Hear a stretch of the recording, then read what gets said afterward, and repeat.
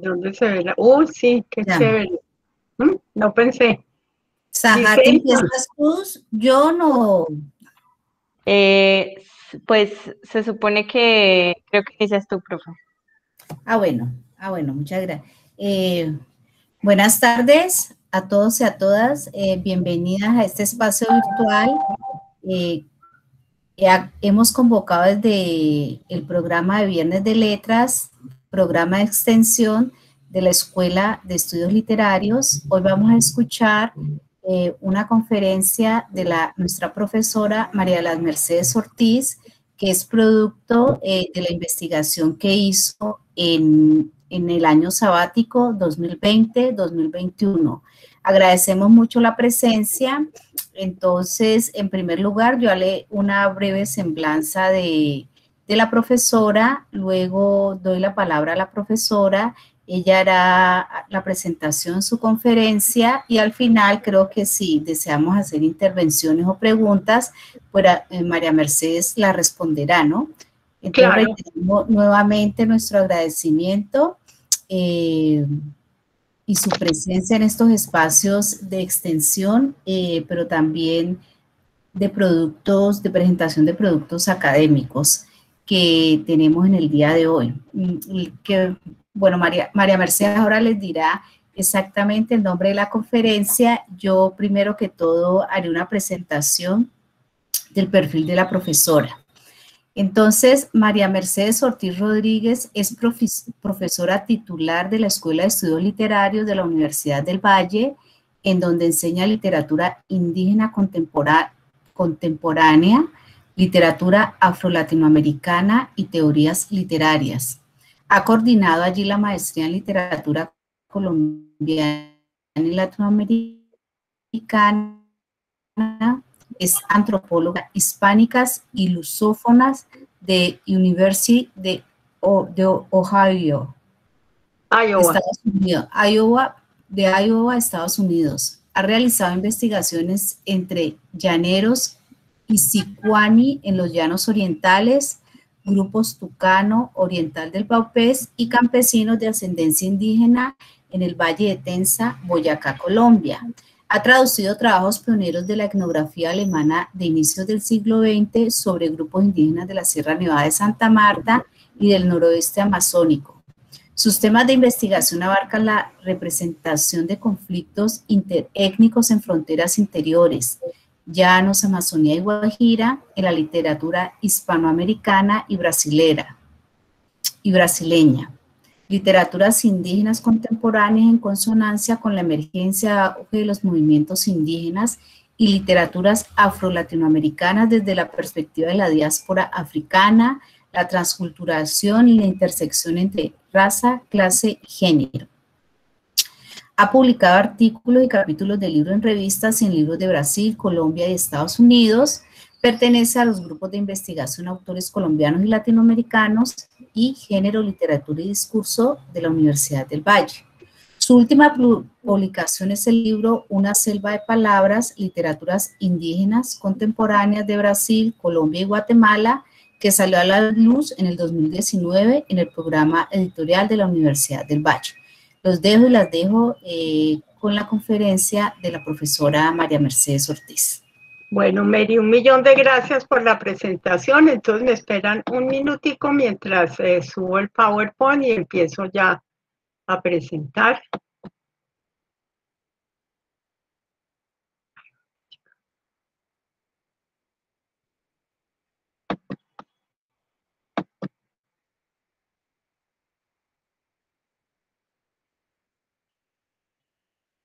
Bueno, pues les agradezco a todas y todos los que están asistiendo, el profesor José Álvarez, que estoy interesadísima en conocerlo, que es un profesor venezolano, que es un experto en el Guayunaiki, y está también el palabrero guayú Odilon Montiel, que me ayudó mucho con esta investigación.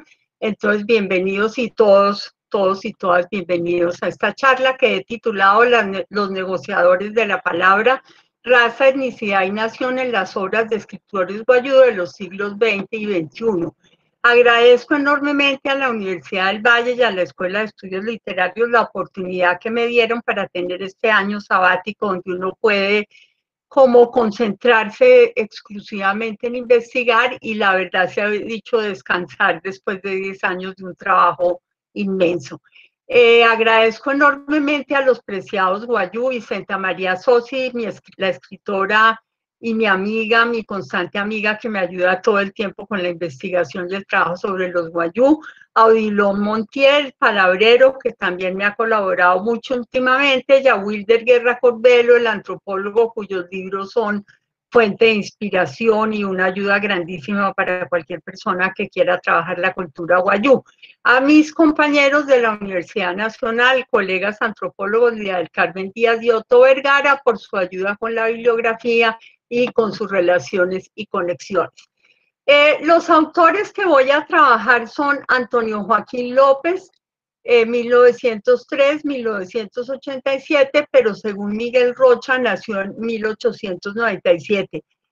Biografías escritas sobre López prácticamente no hay. Yo toda la información que tengo me la dio Odilon y alguna que otra cosa pequeña y breve que ha escrito Miguel Rocha, pero realmente es una carencia muy grande que no tenemos una información completa sobre la vida de este autor guayú. De él voy a examinar Dolores de una raza, una novela publicada en Maracaibo, en Venezuela, en 1956, aunque hay gente que no está muy segura de que esta sea la fecha exacta. Y el otro autor que voy a trabajar, que es Miguel Ángel Jusayú, que ya pertenece a una nueva generación, pues porque nació 30 años después de López. Jusayú nació en 1933 y murió en el 2009, o sea, hace relativamente poco. Y el libro se titula, bueno, tiene una parte en guayunaiki que no sé pronunciar y autobiografía. Vicenta me ayudó con la traducción de la parte en guayunaiki y me dijo que quería decir el papel que habla. Antonio Joaquín López, cuya foto y información me fue suministrada por Odilon, como ya dije, nació en Taroa, comunidad de Catensuobú, en la Alta Guajira, y murió en San Isidro, municipio Mara, estado de Zulia, Venezuela. Sus restos reposan en Puluy, en el corregimiento de Puerto Estrella. Pertenecía al clan Epieyú, que es uno de los clanes más importantes y numerosos de la Guajira.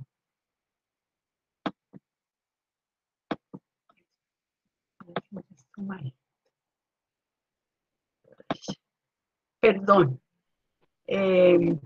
Su padre, Cicerón Santander López Girón, fue una lijuna, o sea, un no guayú de ascendencia española. Su madre, Rosa Selmira Epieyú, fue una guayú del clan Epieyú. Cursó primaria en Riohacha y bachillerato en el prestigioso Liceo Celedón de Santa Marta, algo bastante inusual para la época, hay que decirlo.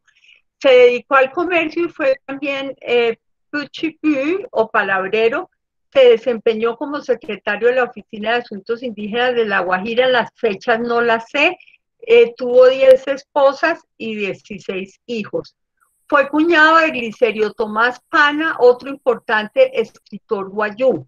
Hay muchas lagunas sobre su vida, en particular sobre sus estancias en Venezuela y sus conexiones con el mundo intelectual de ese país. Esto fue para mí grave, yo creo que influyó en que sí, o sea, yo necesito subsanar esas lagunas, necesito ir algún día y en algún momento a la Universidad del Zulia en Venezuela, y desafortunadamente por la pandemia no pude hacer la investigación del trabajo de campo que tenía programada porque en Maicao vive una hija de José Joaquín, de Antonio Joaquín. Entonces, bueno, en estas circunstancias no fue fácil y no fue posible llenar estas lagunas.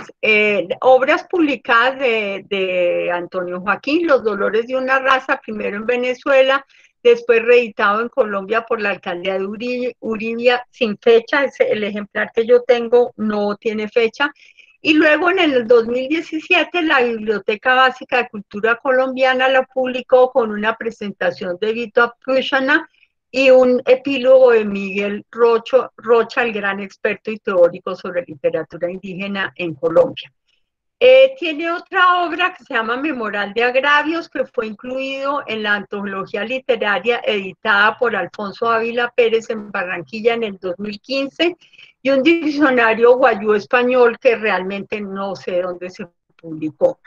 Los dolores de una raza, la carátula que ven ahí es la última edición hecha en Colombia, la consiguen en la Biblioteca Nacional en línea, o sea, la pueden descargar, la pueden leer. Esa es la última edición que existe de la novela, que es importante porque yo creo que la novela por mucho tiempo no ha sido leída.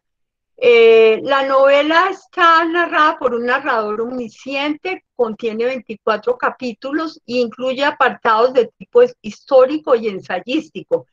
Eso me hace decir que constituye una obra híbrida que juega con los límites entre ensayo, novela y testimonio. Me recuerda al Facundo de Domingo Faustino Sarmiento y a Os Sertões o Los Sertones del brasilero Euclides da Cunha, que me parece que esta obra tiene similitudes con estas que acabo de mencionar. En la obra no hay un diálogo con la tradición oral guayú, la obra dialoga exclusivamente con la tradición literaria occidental letrada, en lo cual Miguel Ángel Jusayú va a marcar una gran diferencia, porque Miguel Ángel Jusayú sí va a entrar a dialogar con la oralidad guayú. El argumento es el siguiente: se narra el trágico destino del poderoso cacique de Pieyú, Talúa, de la Alta Guajira, desde su poder y esplendor iniciales hasta su muerte al final de la obra.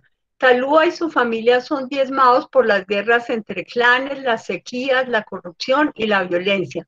Pasamos de un mundo guayú autónomo a uno controlado cada vez más por el Estado colombiano, lo cual resulta letal. Talúa había favorecido la integración de su gente al Estado colombiano y al final de la obra se arrepiente totalmente y les recomienda que regresen a la Alta Guajira, o sea que la viabilidad de una integración queda desechada en la novela, por lo menos para esta gente que son de la Alta Guajira, y la Alta Guajira quiere decir el corazón de la cultura guayú. La zona menos influenciada o menos controlada por los españoles, por Colombia y por Venezuela, la zona donde los guayú han podido mantener de manera más fuerte su autonomía y su independencia. Lo cual no quiere decir que en otras zonas de la Guajira también. La obra constituye una especie de autoetnografía. Hay una descripción muy bien lograda de fiestas, velorios, entierros, sistemas de justicia, matrimonios, guerras entre clanes y algunas creencias. Y en las fotos hago alusión a esto. A la izquierda superior un entierro, abajo la fiesta de la Yona o Chichamaya, la llama Antonio Joaquín López, y a la derecha izquierda un palabrero guayú, que son las personas que buscan los arreglos entre las partes que tienen problemas. Digamos, sobre los palabreros descansa la estructura legal de la sociedad guayú. La novela nos muestra una estructura social muy estratificada y con grandes diferencias. Los clanes ricos y poderosos y clanes débiles y vulnerables. La riqueza se mide por la cantidad de ganado que se tuviera en esa época, ganado vacuno, ganado caballar. Esta estructura social se generó a partir de la llegada de los europeos y la incorporación de los guayú, de la ganadería a su mundo y a su cultura. Eso antes no existía. Antes los grupos que vivían en La Guajira, que eran varios, tenían unas estructuras sociales relativamente igualitarias. Con la llegada de los europeos esto cambia y los guayú se vuelven, o gran parte de los guayú se vuelven pastores. Hay guayú pescadores que también son muy importantes. Y entonces está esta aguda estratificación social que está muy bien mostrada en el primer capítulo de la novela. Nos enteramos de los clanes poderosos, de los trabajadores que desempeñan grandes hazañas domando caballos, marcando ganado, etcétera, etcétera, y también de la existencia de esclavos y esclavas. En la sociedad guayú existía la esclavitud. Normalmente los esclavos eran prisioneros de guerras entre clanes. Y en la novela se destaca muy fuertemente los enfrentamientos armados entre clanes, donde los clanes poderosos usualmente casi que acaban con los clanes débiles. Yo no sé todavía si eso fue así realmente o si es una visión de Antonio Joaquín López, porque la verdad la figura del palabrero, que es tan importante y que Wilder Guerra Curbelo ha puesto tan de presente en sus estudios, aparece muy, muy pobremente en esta novela y casi todos los conflictos se arreglan por la violencia. Una cosa muy interesante es la visión de la historia que tiene Antonio Joaquín López. Eso es un plus muy importante de la novela, porque ubica la historia guayú en un panorama binacional, Colombia y Venezuela, pero también latinoamericano e incluso mundial. Entonces, simultáneamente, mientras va contando sucesos de la vida de los guayú, de la historia del clan de Talúa, simultáneamente nos narra qué está sucediendo en Colombia, qué está sucediendo en Latinoamérica. Por ejemplo, las caucherías de la Amazonía se mencionan en la obra, y también hay ciertas alusiones al nazismo y al colonialismo inglés. Esta es la parte de la novela que tengo que confesar que menos me gustó, pero bueno, pues así es. Hay cierta simpatía hacia los nazis en la novela. Esa parte la trato con bastante amplitud en el trabajo escrito, pero no lo voy a presentar hoy.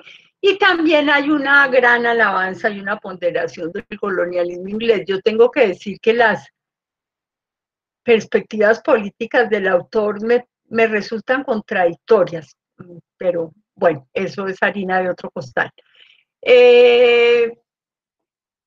Como quería explorar la representación de la nación en una y otra obra, establecí un diálogo con el libro clásico de Anthony Smith, National Identity, Identidad Nacional, en que el autor plantea que las naciones y los nacionalismos no son solamente un fenómeno político, sino también cultural, colectivo. Hay que conectar estrechamente el nacionalismo, la ideología y el movimiento con la identidad nacional, que es un concepto multidimensional, eso me parece muy importante, y ampliarlo de forma que incluya una lengua, unos sentimientos y un simbolismo específicos.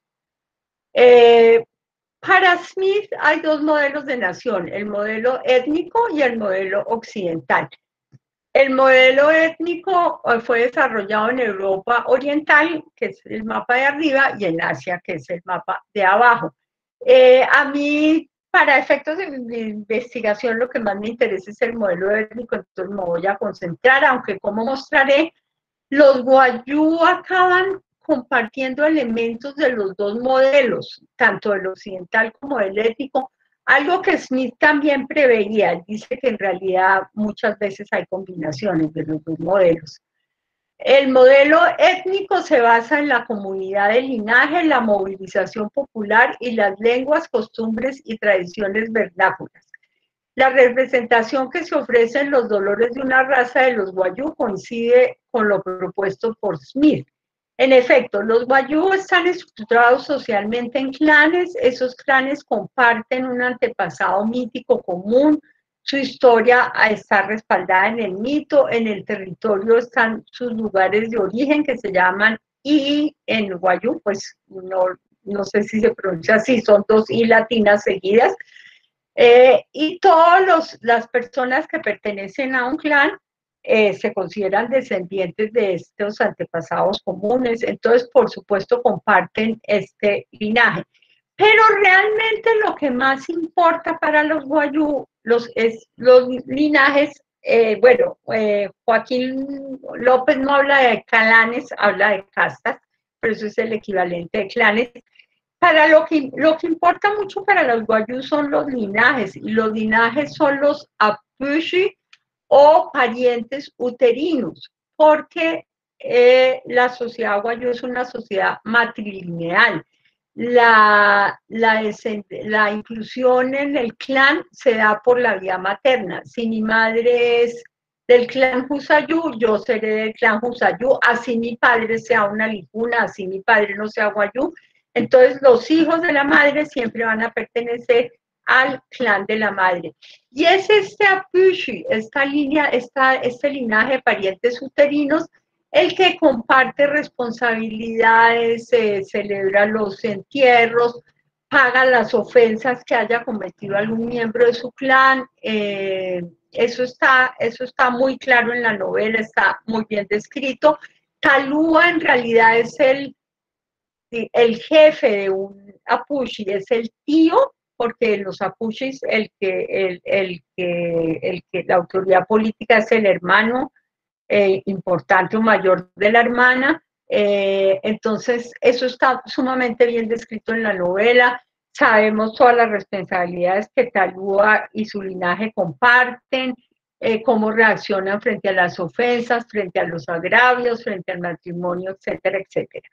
La obra está escrita en español, sin embargo, hay una constante alusión al Guayunaiki en los nombres de los personajes, en los nombres de los objetos, de muy variada índole. Entonces, todo el tiempo el lector se ve confrontado al hecho de que en La Guajira se habla otra lengua diferente del español, lo cual es importante. En la obra se destaca la importancia de los entierros, la inmortalidad del alma, el sistema matrimonial, el sistema de justicia. Entonces, todas estas cosas son compartidas por todos los guayús, sean de clanes poderosos, sean de clanes pobres y débiles, sean de clanes pobres dentro de un clan importante, porque también puede haber desigualdades entre los linajes de un clan. Esa parte es difícil de entender. Odilon, Vicenta y Wilder me la tuvieron que explicar varias veces porque no está tanto en la bibliografía y es complicada toda la organización y estructura social de los guayús, es difícil. Entonces, históricamente, y eso sí hay que subrayarlo, los guayú han sido vistos como una nación étnica e independiente. Nunca fueron conquistados por los españoles, sus alianzas comerciales con holandeses, ingleses y franceses les permitieron resistir los embates del imperio. En los mapas que mostré hace unas 5 o 6 diapositivas queda claro que La Guajira hace parte del Circuncaribe. La Guajira tenía relaciones comerciales con Aruba y Curazao, que le quedan prácticamente enfrente, pero también con Jamaica, y los enemigos de la corona española, ingleses, holandeses y franceses, llegaban a los puertos de La Guajira, que es muy rica en puertos naturales, a negociar con los indígenas y les daban, entre otras cosas, armamentos. Esos eran los países más industrializados del momento. Entonces los guayú acabaron teniendo un armamento superior al de los españoles. Proclamada la independencia de la Nueva Granada, cuando empieza ya el periodo republicano en Colombia y en Venezuela, las potencias europeas veían a los guayú como una nación independiente con la que querían celebrar tratos. La idea de nación guayú se sigue manejando en la actualidad, como podemos ver en esta foto, y hay muchas por el estilo, o sea, los guayú siguen proclamándose como una nación.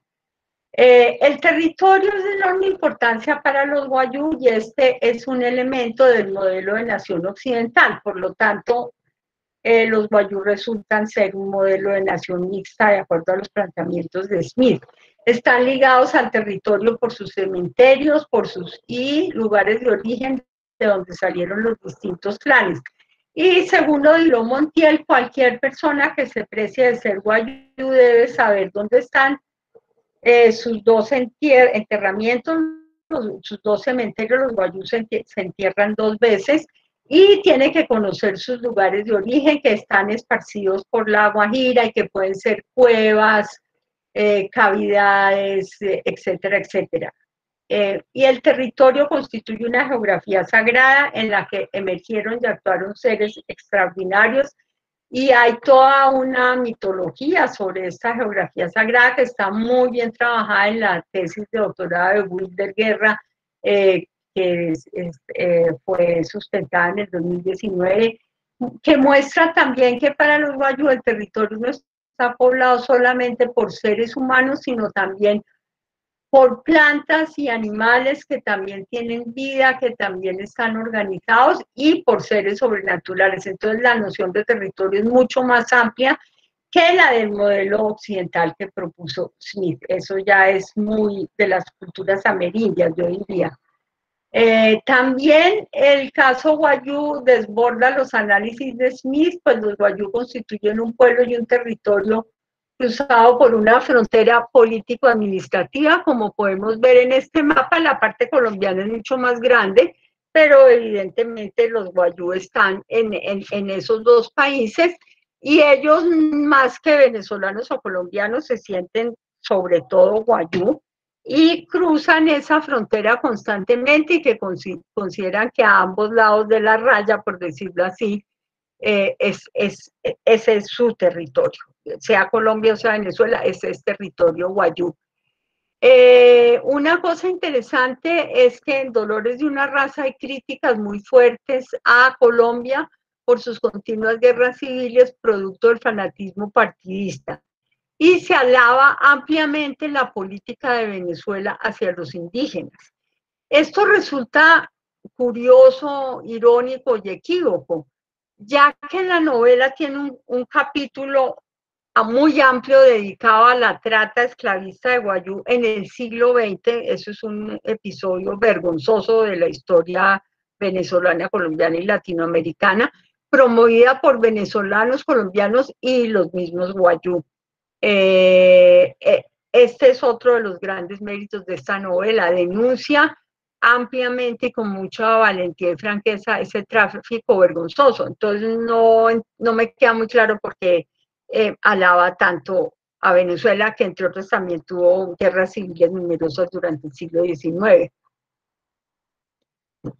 Ahora, ¿qué tipo de nación finalmente es la que presenta López? Y por eso hago la pregunta: ¿todos los Wayuu constituyen la nación? López privilegia a los clanes dedicados a la ganadería y al pastoreo. Los Apalanchi, los Wayuu pescadores, no aparecen en la novela, y hay que aclarar que los clanes ganaderos consideran a los Apalanchi inferiores, y no los valoran y no los respetan. Wilder Guerra Curvelo, el magnífico antropólogo Wayuu, es un Apalanchi y él tiene trabajos muy interesantes sobre su gente. ¿Quiénes son protagónicos en esta obra? Los clanes poderosos, ¿sí? Los clanes ricos en ganado, ricos en gente, ricos en armas también. Esos son en últimas los que encarnan a la nación Wayuu, que es una nación totalmente masculina. Es decir, la representación de la nación que hace López, de lo que estoy hablando, es una nación totalmente masculina. Las referencias a las mujeres son mínimas, pero cuando uno empieza a leer las obras de las autoras Wayuu contemporáneas que emergieron en los 90, como Cecilia Simanca y Vicenta María Sosi, nos encontramos que la nación son las mujeres. Los hombres aparecen mínimamente en esas obras, aunque en algunos cuentos tienen un cierto rol. Esto también tiene que ver con una estricta división de géneros en la sociedad Wayuu, o en muchas sociedades amerindias. Podría ser, pero las mujeres, la única narración dedicada con cierta extensión a una mujer resulta como incómoda porque es una mujer Wayuu que es violada en Maracaibo por un zuliano, por un venezolano, con la complicidad de su comadre Wayuu, y cuando regresa a su tierra y es embarazada, es totalmente marginada y vilipendiada, lo cual es curioso porque la violación es uno de los delitos que los Wayuu consideran muy, muy graves. Entonces, esta mujer, tras ultrajada, en vez de ser defendida como lo haría la ley Wayuu tradicional, es marginada, estigmatizada, y el narrador omnisciente no parece sentir una gran simpatía por ella. A la izquierda tenemos, bueno, pues un libro sobre los Apalanchis, y a la derecha podemos ver los guayú pastores. La ganadería y los caballos se acabaron prácticamente en La Guajira. Por la continuo avance de la desertificación, La Guajira es cada vez más desértica y más seca, y también porque creo que en algún momento de la historia hubo una peste que atacó terriblemente al ganado bovino y caballar. Entonces, en realidad, lo que los guayú tienen hoy en día son chivos y ovejas, chivos, porque la Guajira es muy caliente para las ovejas, no me acuerdo si hay ovejas realmente. La raza a la cual él le dedica como ciertos apartes tipo ensayo, atraviesa la obra desde el título. Y yo pienso que él, o planteo que el autor forcejea con el pensamiento eugenésico y positivista que tanto influyó a los intelectuales venezolanos y colombianos. En ese pensamiento eugenésico se establecía claramente que había razas superiores, la llamada blanca, y inferiores los indígenas y afrodescendientes. Esto llevó a que se hicieran políticas de blancamiento de la nación con planes de migración de europeos blancos, entre comillas, como en el caso de Venezuela. Venezuela es un país con muchos más migrantes que Colombia. Colombia nunca ha tenido gran éxito con la migración de europeos, no porque no se intentara, creo, pero sobre todo como por la intolerancia religiosa del país. Entonces, ¿cuál es la pregunta que uno se hace frente al pensamiento eugenésico y positivista? ¿Es la raza una herencia fatal, insalvable, o pues todo lo contrario? Y hoy en día pues ya sabemos que la raza no existe. Interesante, y hay que decir que Antonio Joaquín López no adhiere totalmente al pensamiento eugenésico. Él no cree que la raza sea una herencia fatal, aunque el libro oscila. En una página encontramos una cosa, en una página encontramos otra. Entonces yo diría que él no adhiere totalmente a estas ideas, pero tampoco las cuestiona del todo. Si uno lee otro escritor venezolano muy importante, aunque no guayú, que es Rómulo Gallegos, que tiene una novela que se llama Sobre la misma tierra, uno va a encontrar toda esta disquisición eugenésica y positivista sobre la raza. Gran parte de los intelectuales venezolanos aceptaron estas ideas y muchos intelectuales colombianos también, y estas ideas tristemente no han desaparecido todavía en nuestros países. El mestizaje le dedica casi una buena parte de un capítulo, y aunque curiosamente él también era un mestizo, su padre era una lijuna, la que era guayú era su madre, lo que lo hace al guayú, pero él era un mestizo. Y sus ideas son muy negativas, como se puede leer en el siguiente párrafo. Y el lenguaje es espantoso, por decirlo menos. El mestizo, hijo sublevado de la llanura, es el producto complejo de la lujuriante voracidad del civilizado blanco en la tenebrosa sensualidad de la India, contagio impuro de una horrible mezcla. Entonces dice que el mestizo solo ha desarrollado su parte animal y que su parte humana está totalmente dormida. Sin embargo, y ahí él vuelve entonces otra vez como a cuestionar este pensamiento eugenésico. Sin embargo, si cultiváis su inteligencia con cariño y con esmero, desaparecerá la bestia, tornará el hombre del cual recogeréis óptimos frutos. López pide al gobierno colombiano políticas económicas y sociales que desarrollen el potencial de la población mestiza de La Guajira. Él tenía proyectos al respecto de cómo se debería civilizar La Guajira y hacerla avanzar económicamente. ¿Qué concluye uno sobre esta obra? Es una obra muy compleja, a mí me costó mucho trabajo analizarla también por la forma en que está escrita y por la distancia temporal. Han pasado casi 60, 70 años y la literatura guayú ha cambiado mucho desde entonces, pero bueno, y pues es una obra que no acude nunca a la oralidad guayú como inspiración, entonces está basada en modelos literarios occidentales que con un lenguaje que no resulta el más adecuado para manejar estos temas, pero bueno, Pienso que en la obra se reclama políticas diferenciadas para la Alta y la Baja Guajira, aunque esto no resulta tan claro, es como el esfuerzo de deducción el resultado al que yo he llegado.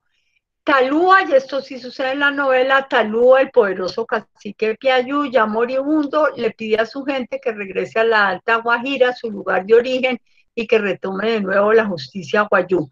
Él se había acogido a la ley colombiana, pero esto resulta ser una gran desilusión. Gran desilusión, entre otras, porque en la novela se narran asesinatos de guayú cometidos por la policía y el ejército colombiano.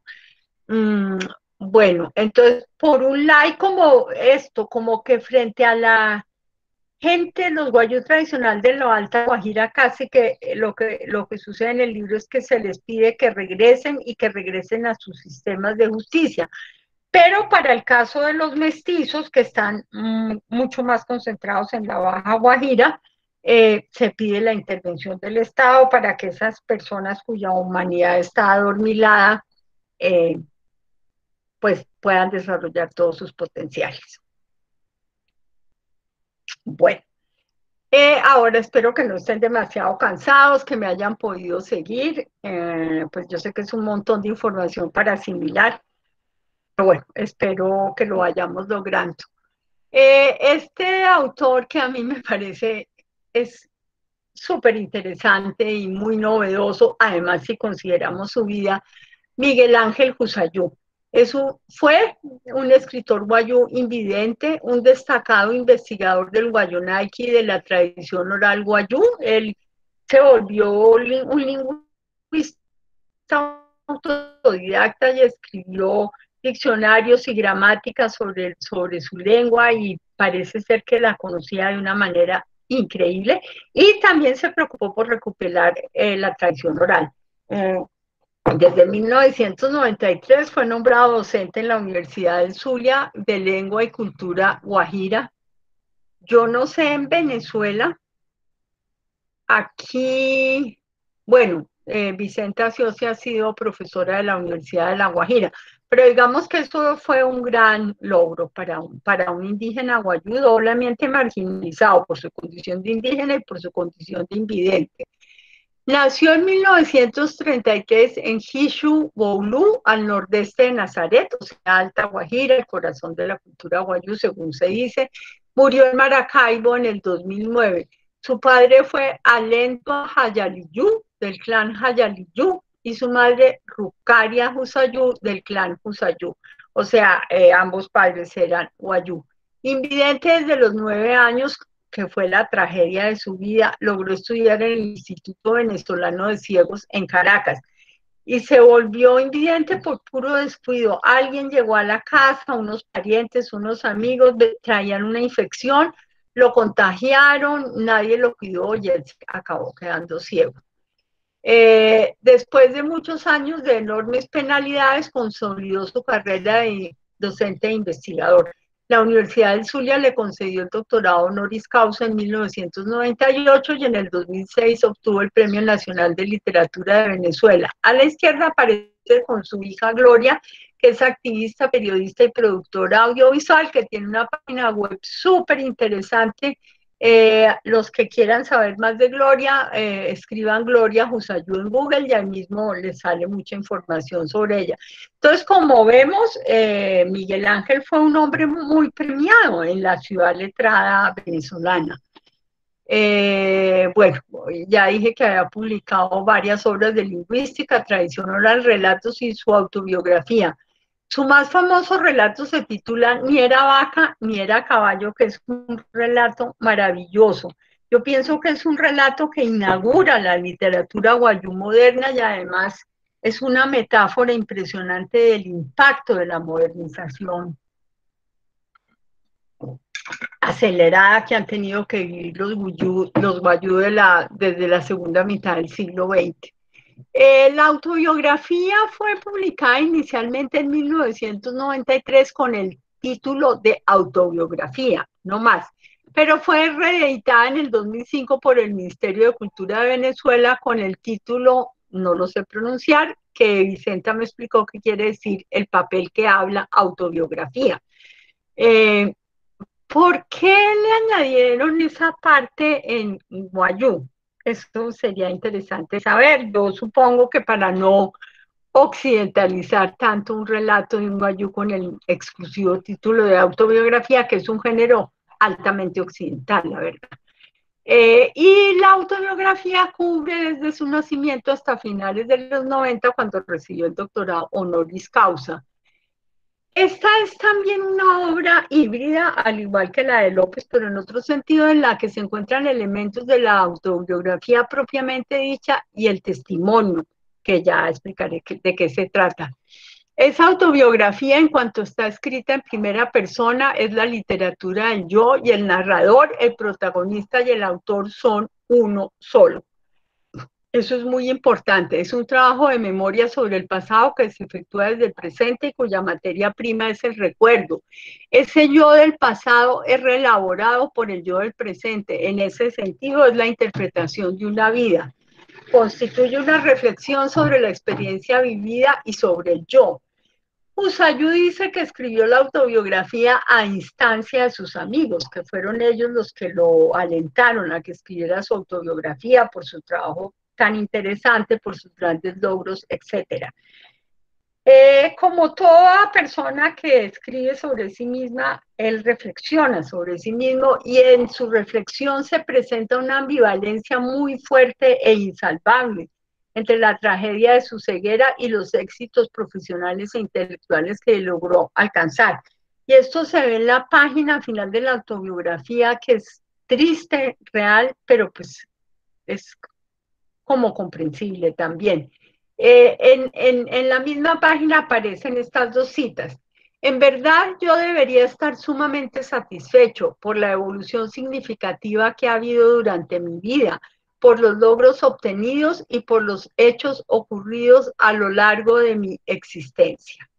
En verdad, he considerado que a causa de la ceguera he perdido la mitad de la vida dentro del libre albedrío. Ha provocado en mi ser una herida que nunca se cicatriza y que se lastima a cada instante. He sentido un resentimiento hacia las personas que han sido culpables de manera directa e indirecta de mi ceguera, y sigue hablando de la persona que le contagió la enfermedad y de su padre y su madre que no lo atendieron, que no lo cuidaron. Husayú hace una labor de introspección a lo largo de la autobiografía, que es una de las características del género. Nos habla de su personalidad cuando era niño y de adulto. Examina sus sentimientos y conducta frente a las mujeres en términos de esta personalidad. Y esto es uno de los mayores aportes de su autobiografía, pues nos abre ventanas a las relaciones de género entre los guayú desde la interioridad de un hombre indígena. Vicenta y Cecilia abrirán esas ventanas para las mujeres, y tanto esta visión de Husayú como las de ellas son muy novedosas. Bueno, ¿qué comparte Husayú con el testimonio?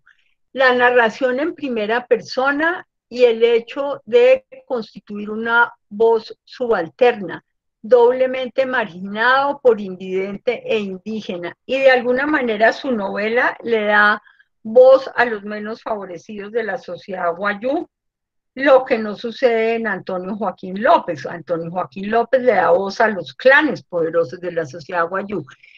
Pero el testimonio tiene una diferencia con la autobiografía. El testimonio lo narran personas como Domitila Barrios, la líder sindical boliviana, Rigoberta Menchú, la Maya Quiché, Premio Nobel de la Paz, y el ex senador y líder importantísimo del movimiento indígena colombiano, Lorenzo Hurtado, que son las tres fotos que hay aquí. Ellos le narran su experiencia vital a un letrado no indígena.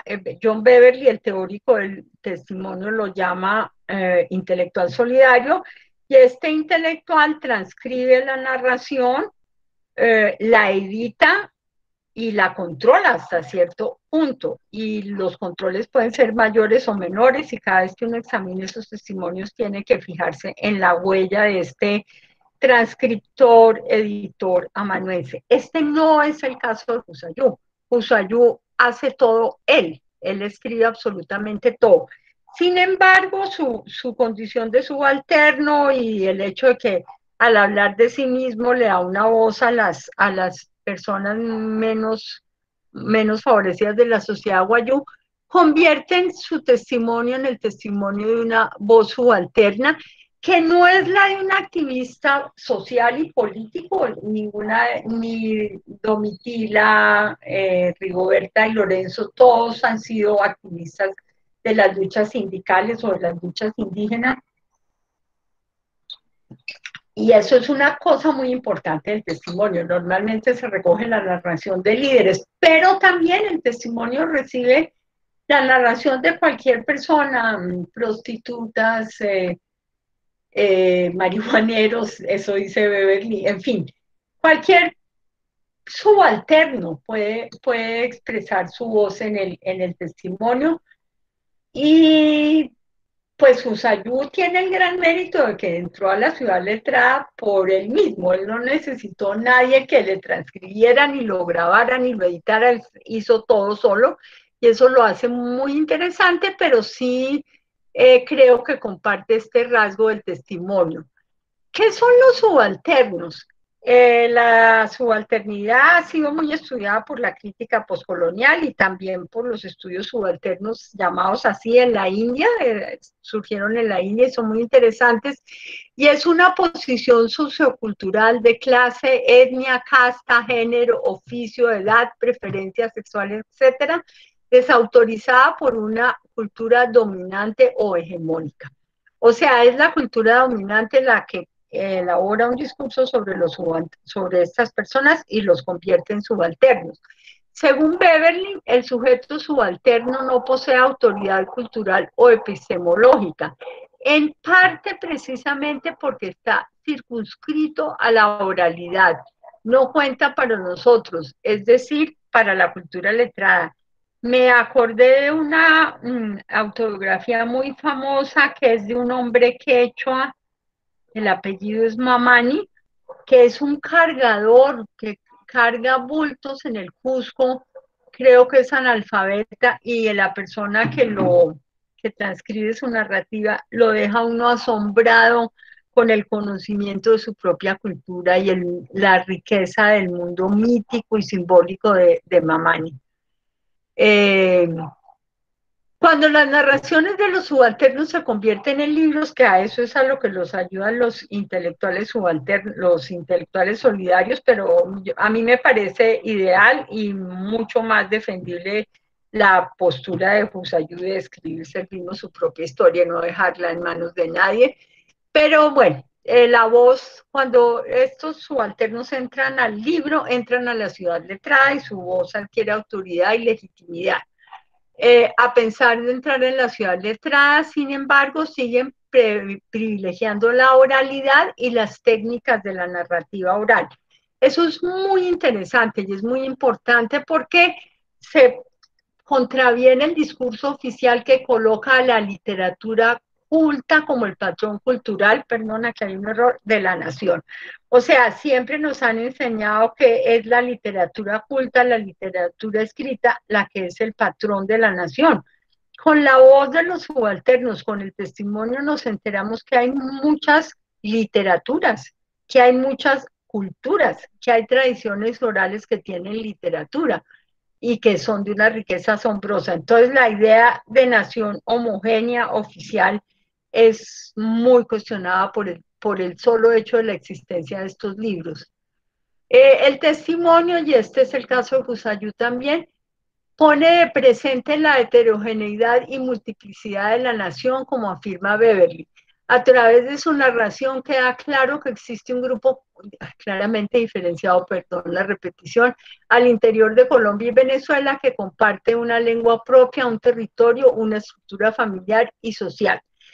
Él tal vez no impulsa la visión de una nación guayú como tal, como lo hace López, pero el relato de su vida deja claro la existencia de un grupo diferente al oficial hegemónico, es decir, la tan pregonada nación mestiza, que es el modelo que se ha impulsado en Venezuela, que se ha impulsado en Colombia, y además nación mestiza que hay que blanquear porque carga con esas sangres impuras de los indígenas y de los afrodescendientes. A quien le interese la cuestión en Colombia, Luis López de Mesa, el sociólogo, fue uno de los pregoneros de estas teorías. Bueno, aquí con la oralidad es cuando me parece que Husayú es una figura de gran relevancia que abre puertas muy importantes para las futuras generaciones de escritores wayú. Todo escritor tiene que buscar modelos, referencias, pautas. ¿Y qué hace Husayú? En su autobiografía apela a modelos de la tradición oral wayú. Apela quiere decir que la recrea. La oralidad no se puede poner en la escritura, eso es imposible. Uno como mucho puede simular la oralidad, pero la oralidad es una cosa y la escritura es otra, aunque no es tan, aunque hay un ir y venir entre ambos géneros, pero yo no puedo reproducir en un libro el performance, que es la oralidad, la participación del auditorio. Bueno, eso es un evento, es un performance, como lo han dicho varios críticos. Entonces, eso es imposible de llevar al papel, pero sí puede ser un modelo de organización, de estructura mental, etcétera, etcétera. Y a eso es a lo que acude Husayú. Él no acudió a modelos de la literatura occidental, él acudió a su tradición oral, que además conocía muy bien porque Husayú ha publicado varios libros sobre tradición oral wayú. ¿Y por qué veo yo esta inspiración, digamos? El libro consta de 8 partes divididas en episodios subtitulados cuya extensión oscila entre un párrafo y una página. Así, por ejemplo, la primera parte centrada en la infancia consta de 36 episodios que, si bien encajan dentro de un todo, no constituyen una narrativa lineal. Hay una coherencia en la obra, pero estamos leyendo de su mal de ojo, que fue su primer problema con los ojos, y de pronto pasa a contar su aventura con una gatica o el perrito que le regaló no sé quién. Estamos hablando de la infancia. Uno lo puede seguir, uno lo puede entender perfectamente, pero no es la narrativa lineal de una autobiografía occidental, para nada. Entonces eso me parece muy interesante. Y así están organizados los relatos orales que recopiló Husayú en el libro Achiqui, Relatos Guajiros. Yo menciono este libro porque es el único al que yo personalmente he tenido acceso. Aunque en esta recopilación los episodios no van subtitulados, sino numerados. Y me imagino que ahí también, pero hasta ahí no llegan mis conocimientos, de pronto alguien como el profesor José Álvarez, que domina el Guayunaiki, podría hacerlo mucho mejor que yo. Esos episodios son también como estructuras de pensamiento relacionadas con el Guayunaiki, obviamente. Como ya dije, Husayú era un inmenso conocedor de su lengua. El lenguaje que utiliza en la autobiografía es sencillo, directo, se aproxima al lenguaje hablado.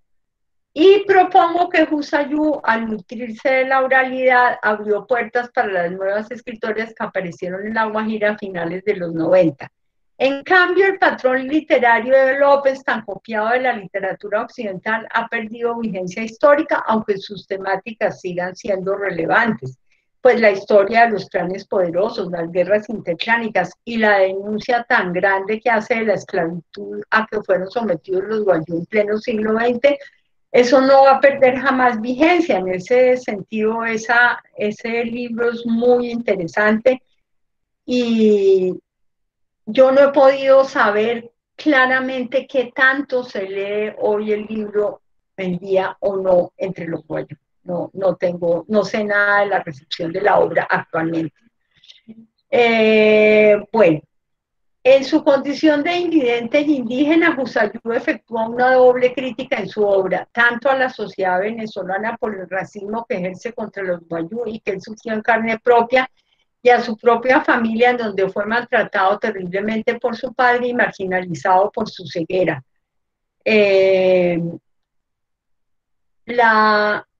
La primera parte dedicada a la infancia es a la vez que él narra las travesuras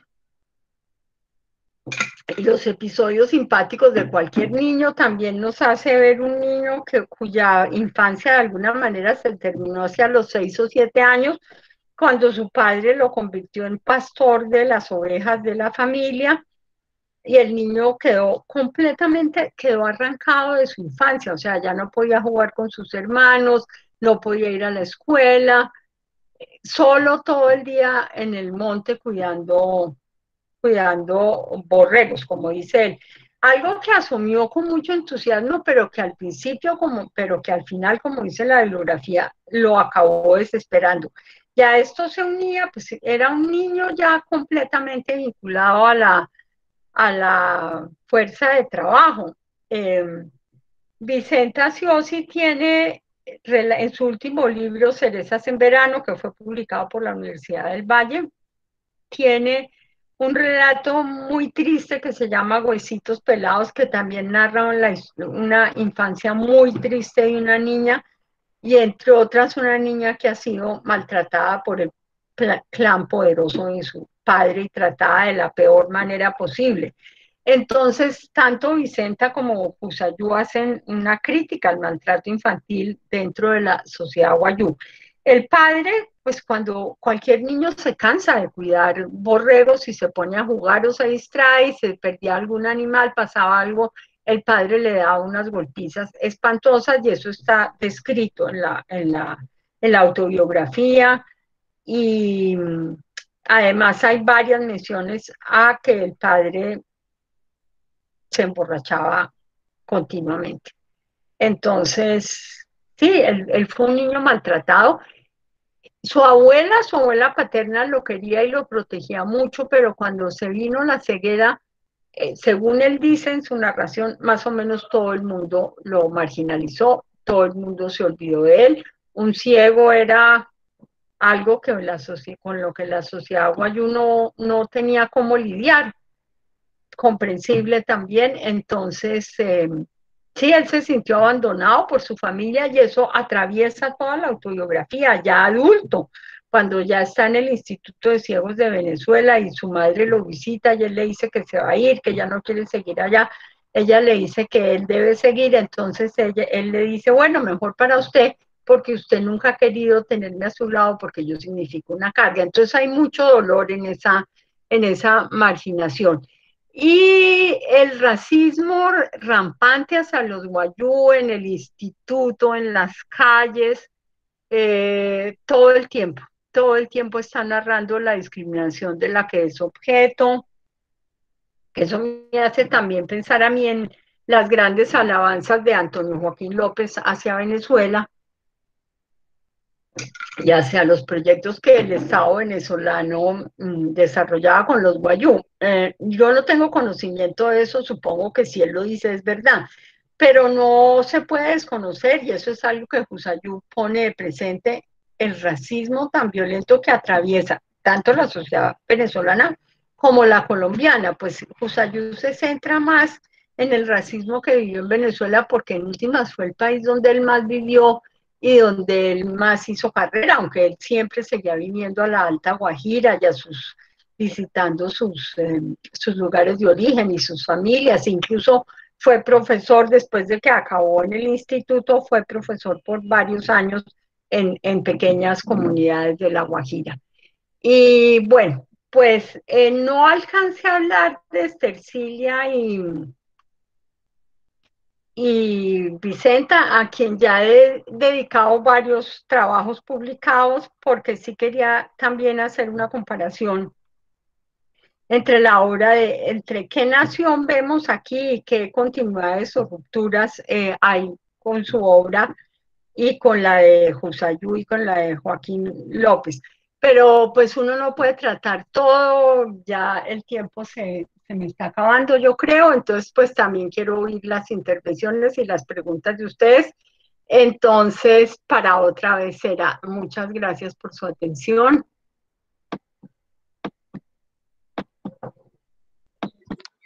Bueno, procedo con las preguntas del público. Aquí vi que Perdón. dejaron varias. Ajá, Dime. sí, no puedo volver a ver, me quedé aquí atascada en la presentación que hago, No, pues yo veo que ya ahí ya dejaste de compartir. pero yo no, pero yo me quedé aquí con esto. Ay, hijo del diablo. Oh, Dios.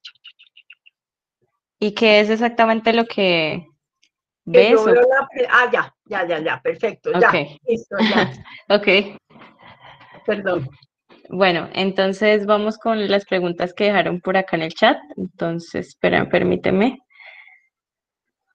Ok, veamos cuál es la primera. Bueno, hay unos que son comentarios, pero concretamente preguntas, creo que no, hay es como muchos comentarios. No sé si igual quieres que los lea. Ah, no, ya sí. Hay una que es de Juan Camilo Bustamante que dice, Maestra María, ¿qué papel ha tenido la profesora Claudia Puerta Silva y la líder Jazmín Romero Epiayú sobre ese abordaje desde lo femenino? No las conozco, francamente, lo lamento. Sí, si quieres tú hablar de ellas, súper, porque, o sea, yo he ido a La Guajira 2 veces, no soy una experta, no conozco tanto, entonces, si tú quieres hablar de ellas, perfecto, me parecería muy interesante. Ok, pues no sé si igual te leo los comentarios que hay allí. Porque, por ejemplo, aquí alguien menciona, Luis Beltrán. Dice, hay casos terribles de conflictos interclaniles, una serie de desplazamientos de las diversas regiones de la alta, media y baja. Creo que los escritores guardan cierto tabú al respecto. De pronto, en la historia de los orfanatos justificados, en ellas, debería aparecer sobre lo que sucedió en Winpumuin, Orfanato de Nazaret, Alta Guajira. No entiendo la pregunta del todo. O sea, yo realmente quedé escandalizada con las guerras interclánicas que relata Antonio Joaquín López. Entonces llamé a Vicente y le dije, Vicente, ¿esto era así? Y me dijo, era y es. Lo que pasa es que, a ver, como ustedes todos saben, los medios de la nación han creado una terrible imagen sobre los guayú como un pueblo violento, y eso no es así. Para violentos los colombianos, entonces yo no sé cómo nos atrevemos a estigmatizar a nadie más, sinceramente, nos debería dar la peor vergüenza del mundo estigmatizar a nadie. Nosotros no tenemos autoridad moral para estigmatizar a nadie realmente, pero eh, es yo no tengo todavía una visión balanceada. Yo no he encontrado investigaciones históricas consistentes sobre las guerras interclánicas. No las he encontrado. Si alguien, y creo más o menos haber leído a los investigadores más significativos del lado colombiano, yo siento que yo necesito desesperadamente ir a la Universidad del Zulia, ir a Maracaibo y poder hacer un trabajo de investigación allá. Pero pues ustedes saben que eso es muy difícil ahora, por pandemia y por la situación de Venezuela. Entonces, hasta que yo no vaya, no voy a lograr subsanar eso. Pero según Vicenta, guerras interclaniles y sobre todo por problemas de territorio sigue habiendo. No de la magnitud que describe Antonio Joaquín López, es que Antonio Joaquín López describe el clan Epiayuta Lúa atacando a los Pushaina que asesinaron a su sobrino materno, su heredero, y cogiendo 200 Pushaina prisioneros y vendiéndoselos a los venezolanos como esclavos. La esclavitud está más que documentada, eso es vergonzoso y eso está más que documentado, sobre eso hay muchos análisis, hay muchos estudios. Los escritores modernos que serían Vicenta, Estercilia y Vito Apushana, que es un poeta, no tratan el tema de las guerras, pues tratan otros, ¿no? Pues la gente, cada quien tiene sus propios intereses y tratan muchas problemáticas políticas, pero pues entonces yo el único escritor en el que he encontrado referencias sobre las guerras interclaniles es Antonio Joaquín. La historia de los orfanatos es otra cosa diferente. Yo creo que no es lo mismo las guerras interclaniles que los orfanatos. Entonces, Yo he leído a Carmen Laura Paz, veo aquí una información y no he encontrado lo de las guerras interclánicas en el libro de ella que conseguí en Amazon y en artículos de ella. Entonces no sé qué quería decir la persona sobre los internados, pero eso es otro tema interesantísimo que hay que trabajar. Y esto va desde adorar y alabar a los capuchinos o ver cómo destruyeron culturalmente a los guayú o ambas cosas a la vez. Entonces, pero digamos, una cosa son las guerras interclaniles y otra los estos. También hay una pregunta de Misael Bahamón, bueno, es como un comentario, dice, no entiendo la relación migración e intolerancia religiosa. Porque Colombia era un país consagrado al Espíritu Santo, al Sagrado Corazón de Jesús, perdón, confesionalmente católico. Y los migrantes europeos, por ejemplo, los alemanes eran protestantes. En Venezuela hubo una minoría alemana muy significativa. Entonces, la intolerancia religiosa de Colombia, de que solamente se admitía la religión católica en ese momento y por muchos años, desanimó a muchos migrantes que no eran católicos, que eran protestantes, es eso.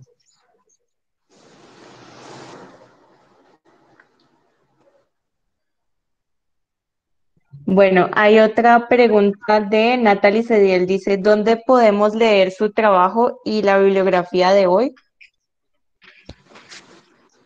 Cuando lo publique, este trabajo tiene que ser sometido ahora a evaluación y publicación. Entonces, pero yo tengo en una selva de palabras, hay un extenso capítulo dedicado a las escritoras guayú, pero lo de Antonio Joaquín López no, hasta ahora estoy en el proceso de publicación. Ok, hay una pregunta de Ana Melissa Zabaleta. Dice, gracias, profesora. Yo estoy desarrollando un trabajo monográfico sobre Antonio Joaquín López. Agradezco este espacio. ¿De qué manera se puede percibir la noción del territorio dentro de los dolores de una raza? Bueno, de eso no hablé, pero es muy importante. Es muy implícito, no está tan extensamente tratado como las costumbres, las creencias, los rituales, la justicia, que todo eso está desarrollado muy en detalle. Yo pienso que él ve el territorio como un hecho, y el territorio es un hecho dado, pero no, el territorio no es un hecho dado, el territorio es una construcción cultural. Pero él obviamente, además, el territorio no es homogéneo, no es lo mismo la alta que la baja Guajira o que la media en términos ecológicos, en términos de población, en términos de mestizaje, en términos de control. Entonces, él sí establece grandes diferencias, eso sí se puede leer, entre la alta y la baja o la media Guajira. Porque Talúa y su linaje tienen que migrar a la media Guajira, a las sabanas de cerca Maicao, cuando se vienen las sequías. Las sequías son mortales en la Guajira, o sea, una sequía puede durar 8 años, que me recuerda a una zona de Brasil que es los sertones, precisamente el nordeste brasilero, que es la misma historia, unas sequías de 8, 9, 10 años donde se muere todo el mundo y para no morirse la gente se tiene que ir. Entonces Talúa tiene que migrar a la Baja Guajira y a la media, y ahí es cuando se encuentra con los mestizos. Eso a mí me dejó muy perpleja porque resulta que es que mestizaje entre los guayú ha habido toda la vida. Ha sido una estrategia de sobrevivencia. Y además, gracias, es un mestizaje donde, a diferencia del resto del país, lo que sucede en La Guajira es que los mestizos son indigenizados porque pertenecen al clan de sus madres. Entonces, la cultura guajira en su conjunto tiene una impronta indígena muy grande. Y tú te puedes encontrar con un guayú que tú no sabes si es guayú o es colombiano o es que hasta que empieza a contarte que el clan de su madre, bla, bla, bla. Vicenta, yo no sabía si eras tú, porque cada vez que te miraba yo veía ese nombre y yo decía, Dios mío, yo estoy como mal de la cabeza hoy. Bueno, entonces, sí, yo creo que el territorio está tratado, pero está tratado en mucho más detalle en Miguel Ángel Gusayú. No alcancé a hablar de eso. Eso es impresionante. Yo no sé si realmente él lo describe desde su memoria o hizo un viaje para refrescar la mente o qué, pero los detalles que él recuerda de su infancia y del territorio son impresionantes, como la loma donde él nació y los árboles que había en esa loma, y después los abuelos paternos y cómo era esa casa. Todo el tiempo Jusayú es impresionante con el territorio, con el recuerdo del territorio. Ok, hay una petición de Susana Eugenia Matallana que dice, ¿sería posible profundizar un poco más sobre el manejo y el contraste del tema de género en Husayú y las escritoras guayú como Vicenta Siosi? Pues es que son dos mundos. O sea, ¿qué pasa con Vicenta? Y un poco con Cecilia. Eh, Vicenta es pues varios cuentos de Vicenta son muy críticos frente al matrimonio que se ha llamado por compra, malamente. A ver, yo tengo que decir que yo creo que la sociedad occidental entiende bastante mal el asunto del matrimonio por compra de las indígenas guajiras.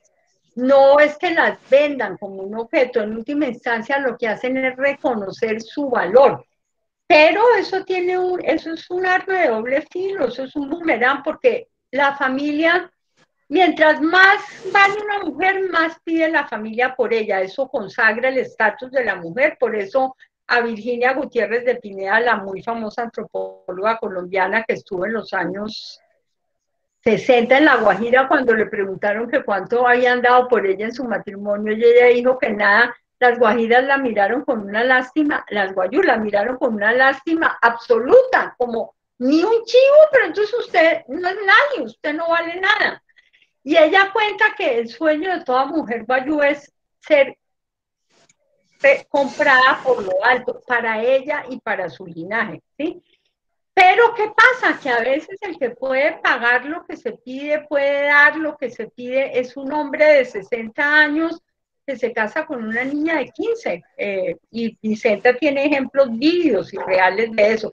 Entonces, eso es una especie de tragedia y las mujeres guayú se están oponiendo cada vez más a esa forma de matrimonio. Ahora, ese tipo de matrimonio fue históricamente una estrategia de sobrevivencia de los guayú, hay que decirlo. ¿Qué cuenta Jusayú? Pues Jusayú es un hombre, pero entonces él es un hombre de muy poca capacidad económica y encima de todo ciego.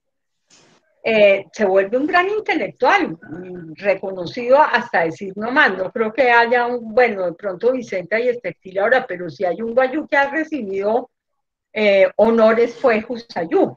Pero cuando era joven, él nunca tenía cómo dar la retribución por una mujer, él no tenía un peso. Jusayú pedía limosna en Maracaibo, vendía lotería, les traducía a los guayús cartas al español. La vida de Jusayú es durísima, pero durísima. Mientras más lo leo, más lo admiro, cómo se pudo sobreponer a todo eso y cómo en semejante pobreza él investigaba el Guayunaiki y escribía gramáticas más o menos sin tener a veces con qué comer. Él dice que él era muy tímido frente a las mujeres por su ceguera y por su falta de recursos económicos. Eso es como lo más que le podría decir a Susana. Eh, son dos perspectivas sumamente distintas. O sea, como que lo que cuenta una mujer y lo que cuenta un hombre no resultan, yo no sé si Vicenta me puede ayudar de pronto que está acá. Es una pregunta muy difícil de contestar porque me implicaría hacer toda una disquisición sobre la estructura de género en la sociedad guayú, y es que las mujeres viven un mundo y los hombres viven un otro. Claro, también están conectados, pero lo que a uno lo llama la atención de Jusayú es como él confiesa su timidez, su inseguridad, mmm, su dificultad en acercarse a las mujeres porque pues él no tenía medios. Entonces, pero además, otra cosa que hay que anotar es que Jusayú tomaba mucho trago. Entonces, cuando finalmente se casó y tuvo hijos, su mujer lo acabó dejando porque harta ya de sus borracheras, sinceramente, por decirlo de alguna forma. Entonces, creo que lo de Husayú, a mí me encanta esa autobiografía, es que nosotros siempre queremos ver a los indígenas como seres ideales, y Husayú nos confronta con una humanidad increíble. Los indígenas son tan humanos como nosotros, son culturalmente diferentes, pero también tienen cosas muy parecidas. Entonces, oírle todas sus dudas y vacilaciones con respecto a las mujeres me pareció muy interesante. Yo no sé si otros hombres guayú se sientan igual. Es la primera vez que yo leo lo que un hombre guayú dice sobre las mujeres. Y con todo y todo tuvo varias relaciones. El caso de Antonio Joaquín López, a mí personalmente me escandalizó, tengo que decirlo, 10 mujeres y 16 hijos. Bueno, pero pues la sociedad guayú es poligámica, entonces quién sabe cómo sería la vida de esas mujeres y cómo sería la vida de esos hijos. Es como lo más que puedo decir. Ok, hay una pregunta de Gloria Inés Peláez. ¿Hay alguna referencia en la literatura sobre la minería y la invasión de sus territorios sagrados? En estos dos autores, no. Vicenta tiene un manifiesto, diría yo, que tuvo un efecto increíble políticamente hablando, y es que ella le escribió una carta al presidente Santos eh, pidiéndole la suspensión, pues que no se desviara el río Ranchería, una cosa que quería hacer el Cerrejón. Y Vicente escribió una carta que por supuesto el presidente nunca contestó porque los presidentes son así, pero la carta se viralizó en un día o en dos, y gracias a esa carta se pudo parar el desvío del río Ranchería, pero digamos, un relato que yo conozca, no. Y pues de Antonio Joaquín López solo existe la novela de la que hablo. En ese tiempo no había empezado la minería en La Guajira, para nada. Y Husayú, que ya vivió el Cerrejón y todo eso, no habla del asunto ni en sus relatos de tradición oral o en los relatos de tradición oral que él recopiló.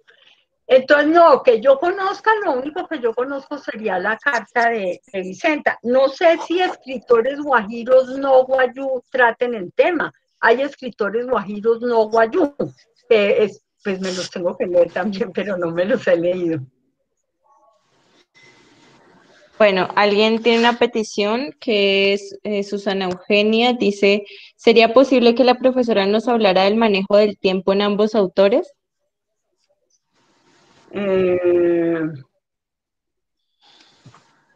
En Cusayú yo diría que es un tiempo cronológico, lineal hasta cierto punto, o sea, una narrativa occidental. Cusayú no, perdón, Antonio Joaquín López.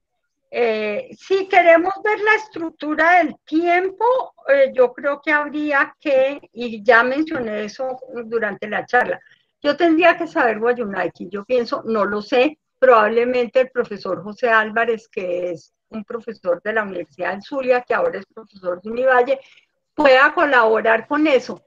El tiempo de López es bastante lineal y sin embargo él no tiene inconveniente en parar la narración muy de tipo occidental y ponerse a hablar de la esclavitud por 25 páginas. O parar otra vez la narración y ponerse a hablar de los mestizos. En ese sentido creo que no es un tiempo totalmente lineal, pero no sabría cómo calificarlo. Y Miguel Ángel sí tiene, a ver, ¿cómo lo explico yo? No es lineal, en lo más mínimo, como que hay una simultaneidad en ciertas cosas que él va contando y uno creería, Dios, ¿cómo voy a entender esto? Pero no sé, se entiende muy bien, o yo lo entendí muy bien.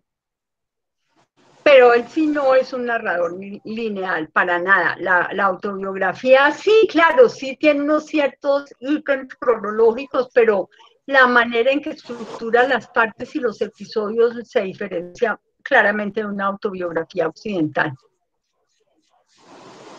Vale, alguien, bueno, ya para ir cerrando, pues la última persona que hizo una pregunta fue de nuevo Natalie Sedier, solo que ella insiste en que preguntar qué diferencia se encuentra entre la literatura de las autoras y los autores Wayuu respecto a la forma de ilustrar la organización interna Wayuu. ¿Qué entiende Natalie por organización interna? A mí eso no me queda claro. No será como pues me hace pensar en la sociedad, supongo, la La sociedad Wayuu. estructura social. Yo creo que todos dan cuenta de una sociedad muy jerarquizada, con enormes diferencias de riqueza, de poder culturales. No es una sociedad igualitaria en lo más mínimo, hay muchas diferencias entre los clanes y entre los linajes y entre los guayú, y hay guayú de muy alta alcurnia y de muy buena situación económica, y hay guayú que no, pero el prestigio y el poder no se mide solamente eh, por cosas materiales, también, por ejemplo, si tienen el Wallah, que es una deidad, una figura de una deidad femenino-masculina, o si tienen la Lania, que es una contra especial, una protección. O sea, hay una serie de cosas que tienen los clanes poderosos que no tienen los clanes débiles y vulnerables. Pero no sabe, sí, eso está presente en todos los relatos. Por ejemplo, Estercilia tiene un cuento muy bonito sobre, pues bonito, muy interesante, que se llama El encierro de una pequeña doncella, y la chica cuenta, la protagonista, que cuando estaba en el internado de Nazaret, ella era de un clan poderoso y las guayú pobres la robaban, le robaban todo lo que la mamá les daba, la mamá les hacía mercado, les daba ropa, las mandaba totalmente equipadas al internado y las guayú pobres las robaban. La pobreza entre los guayú, sobre todo también causada por las sequías, eso hay que entenderlo. Las sequías podían ser tan virulentas que había guayús que tenían que ir a los internados a ver si los padres a regalar los niños para que no se les murieran de hambre. Hay que considerar también que este es un medio ambiente muy difícil y una de las cosas que hay que celebrar de la cultura guayú es cómo han podido sobrevivir en ese medio ambiente tan difícil, pero que cada vez se vuelve peor, pues porque el planeta está cada vez peor, no solo la Guajira, todo el planeta. Entonces, sí, yo creo que ese problema de la desigualdad social, de las agudas diferencias, sí está presente en todos los narradores que yo conozco. Ahora, puede haber unos que yo no conozco, por supuesto. Alguien anotó que Jusayú había recibido un apoyo muy grande de la Universidad Católica Andrés Bello y de un jesuita en particular. Sí, claro. Este jesuita fue de las primeras personas que empezó a respetar y a darle aval a la obra lingüística de Jusayú, pero pues bueno, no conté eso en la presentación. Bueno, ya, esas fueron todas las preguntas del público. No sé si alguien más voluntariamente quiere preguntar algo más. Voy a abrir el micrófono.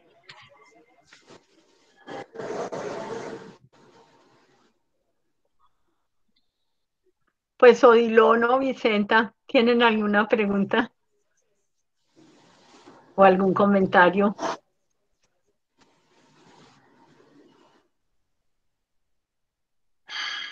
Bueno. Muy buenas tardes. Ok, vale. Muy buenas tardes, profe. Buenas tardes. Bueno, le habla Luis Beltrán. Le habla Luis Beltrán desde La Guajira, desde la zona norte extrema de La Guajira. Y un honor escucharla. Y realmente interesante, ¿no? Que muy pocos abordan esos personajes valiosísimos para las generaciones subsiguientes en las cuales me encuentro.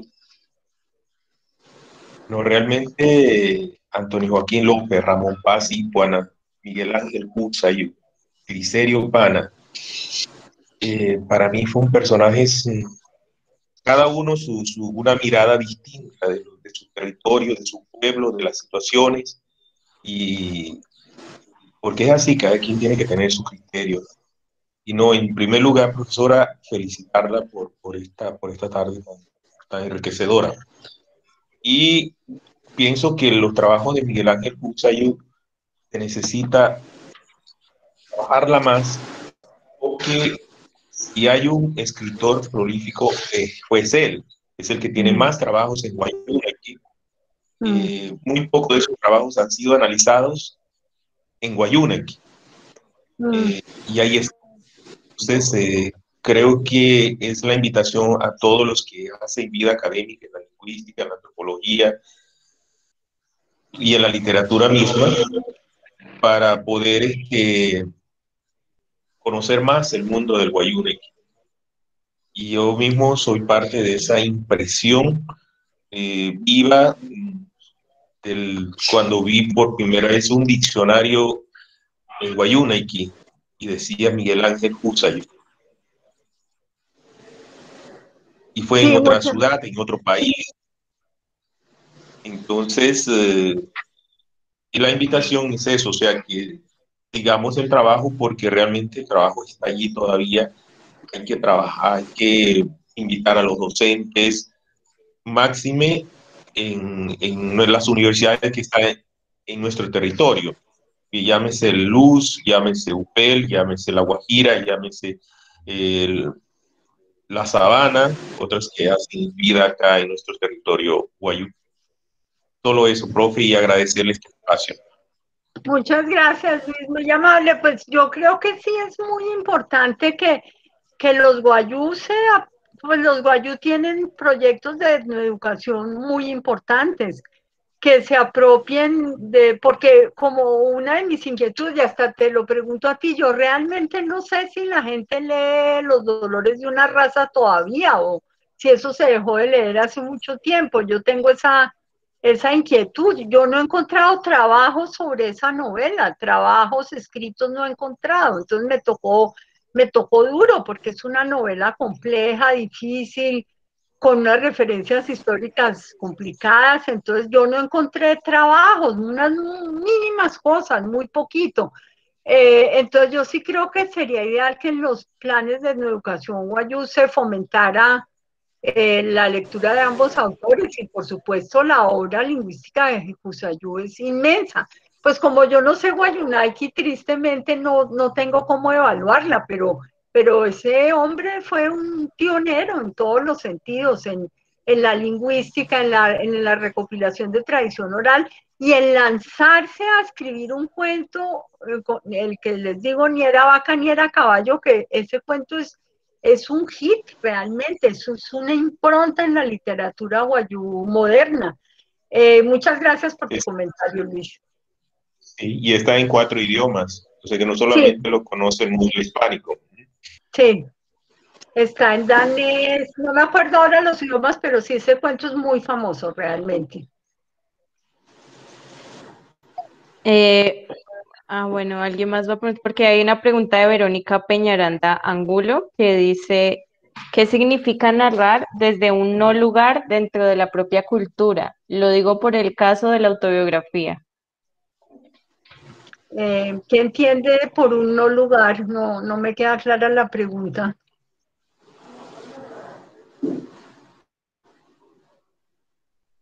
O sea, me la tiene que clarificar, tal como está, no la entiendo. Porque es un no lugar la autobiografía.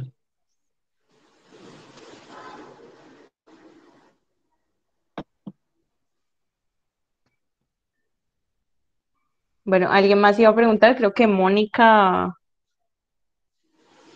va a abrir el micrófono.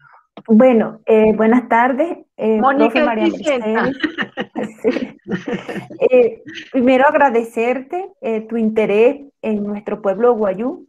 Has resucitado a Antonio Joaquín y nos has recordado a Miguel Ángel Buxayú, personajes de los cuales nosotros nos sentimos muy orgullosos.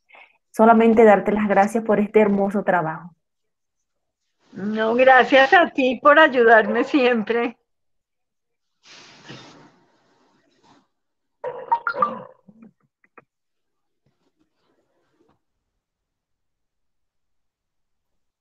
Bueno, ahí Verónica contestó, lo digo por el caso del autor Miguel Ángel Husayú, que, ok.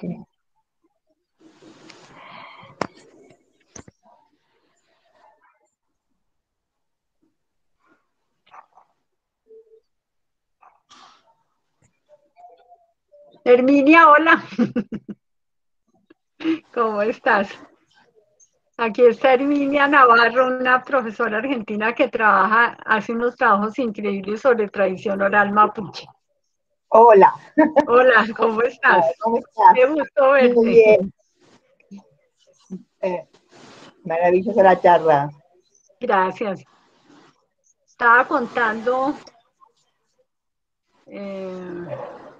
Bueno, encontré la pregunta de Verónica. Pues yo creo que de alguna manera su ceguera, esa autobiografía es también la expresión de un dolor inmenso. Por eso digo que es muy interesante toda la exploración de sentimientos que Husayú hace sobre sí mismo. De alguna manera esa autobiografía es un intento de curarse de ese dolor, me parece a mí, y eso he escuchado para muchas autobiografías. Es un motor de su escritura, su ceguera, pero también es un dolor que él no puede, con el cual él no se puede reconciliar, que es lo que yo expliqué cuando hablé de él. Si bien uno dice, bueno, esta es una narrativa de superación donde un hombre pobre, ciego y indígena se vuelve un docente, un escritor y un intelectual y un investigador con todos los honores, pero no es una narrativa de superación, que eso es algo muy estadounidense, muy norteamericano. Es también la expresión de un dolor que él no logra conciliar, él no puede, él sabe que él es famoso, que él es conocido, realmente a él lo que le gusta es su trabajo. Ese hombre lloviera, tronara o relampagueara, él investigaba sobre el Guayunal y sobre su cultura, pero su ceguera y su maltrato,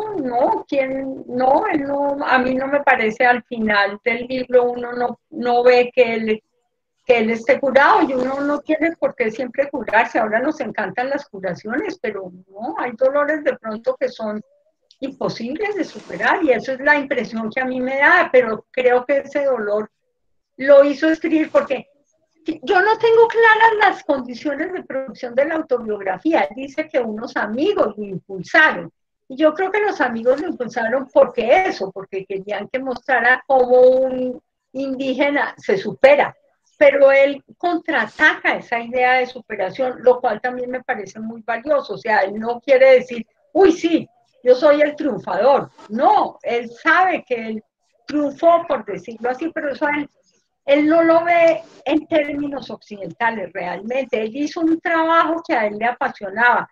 Se le mejoró la vida económicamente y en términos de trabajo sí, pero él no se siente un triunfador, él se siente una persona muy dolida, no creo, en general cualquier persona que haya sido maltratada en la infancia carga con eso toda la vida, y se necesita mucha terapia para poder dejar eso atrás, si es que se logra. Bueno, no tengo nada más que decir al respecto del no lugar. Y no es un no lugar, es una emoción. No sé si, profe, si usted vio dos miradas de Miguel Ángel Husayú. Uno que vivió con él. Miguel Ángel Husayú era un apasionado por su territorio, por los lugares, por la vegetación, por los olores, por las brisas, por el sol, más allá de la situación que podía pasar en tal territorio. O sea, nunca pudo decir, oye, en este lugar quedé ciego y no me olvido de este lugar, porque eso había como una cosa es el territorio y otra cosa la circunstancia que me haya pasado. Y era así. Y Miguel Ángel Husayú, cuando uno le decía, Miguel Ángel, vamos a una expedición al internado de Nazaret, no me vayan a dejar. Eso es lo primero que decía Miguel Ángel. No sé cómo interpreta, no soy, ¿cómo se llama? No hago crítica literaria, pero veo eso, que Miguel Ángel interiorizaba tanto lo que significa su territorio frente a las diversas situaciones adversas que pudo haberle pasado en su recorrido de la vida, como fue a lo mejor él dice que era conjuntivitis lo que le causó la ceguera. No sé si de pronto eso lo refleja, ¿no, profe? No, creo que es un comentario muy acertado, Luis, porque pues no lo dije, pero pues me agarré mucho como de las declaraciones de Busayo al final, pero su ligación al territorio es impresionante, eso sí ya lo dijo, o sea, recuerda todo de una forma que uno queda, y sí, eso sí estoy de acuerdo contigo, y estoy segura de que él sí tenía un vínculo impresionante con ese territorio, pero las circunstancias sociales que le tocaron en ese territorio son difíciles, pero sí creo que tenía un vínculo con ese territorio impresionante y supongo que eso le daba mucha alegría de todas maneras.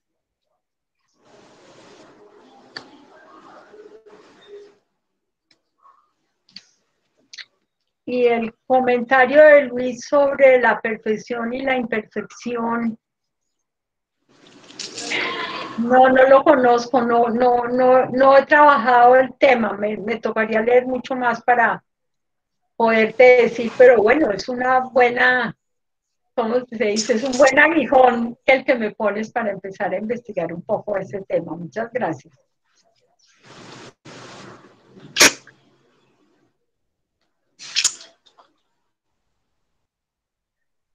¿Aurora va a hacer una intervención? No.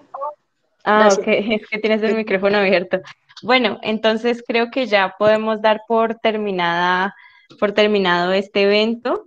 Gracias por acompañarnos. Los quiero invitar a este viernes 26 de marzo. Vamos a tener otro evento con una escritora que se llama Sonia Truque y la va a estar acompañando el profesor Fabio Martínez para que nos puedan ver desde nuestro canal de YouTube que se llama Casa de Letras. Voy a dejarlo aquí escrito en el chat para que puedan buscarlo y desde las 6 de la tarde vamos a estar en conversatorio con Sonia Truque. Están cordialmente invitados todos y gracias por acompañarnos hoy.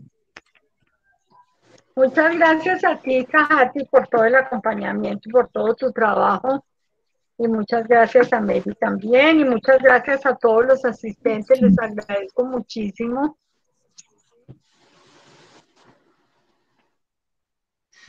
Que tengan una buena tarde todos. Listo.